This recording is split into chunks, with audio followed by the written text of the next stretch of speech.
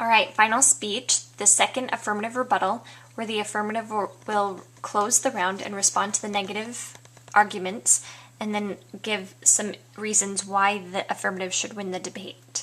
So here we go.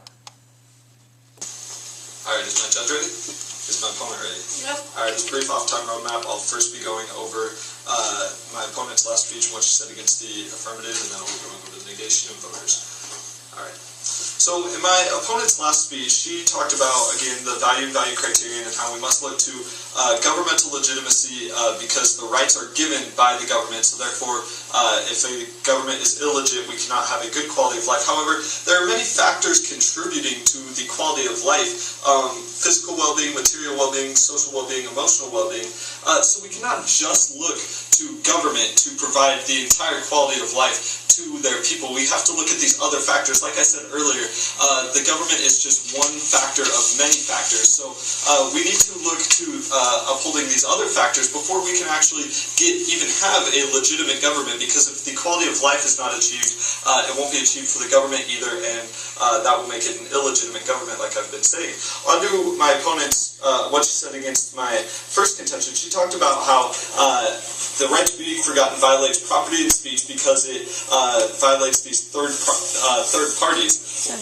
But actually, it somewhat upholds the freedom of speech, because if I post something, or my opponent posts something, or anybody does, and then they realize, oh, that was a mistake, I should probably take that down.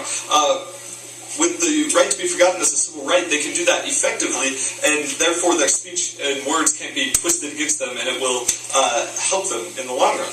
And which kind of leads on to my second point, talking about motivated employees. If they can utilize that civil right, they will be able to be more motivated and have a better quality of life and a better sense of personal value. On to my opponent's case, the cross-applied the argument that I just had for my value to hers, because she said the same thing. And on her first contention, she talks about how this actually causes an unequal society. However, there's still room for this inequality, because my opponent herself said that right now, if you want to, you can go to Google and fill out a form asking them to delete a link. This still causes the same outcome that she's saying will happen.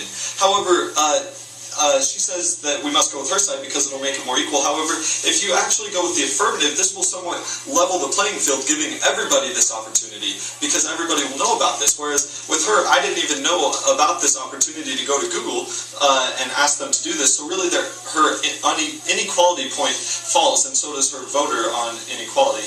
On to her second contention, she talks about how only elites will use this. Elites still have this opportunity, so nothing is going to change. But like I said, the playing field is going to be leveled, I guess you could say, and it will be able to, everybody will be able to utilize this rather than only people who know about it. And for these reasons, I urge you to vote in affirmation of the resolution. Thank you. So he responded to the negative arguments, and then he also responded to her voter that the affirmative levels the playing field. So we go affirmative in blue, negative in red. The person will say what their opponent said, and then we'll give their response, and we want to write down the response the best that we can.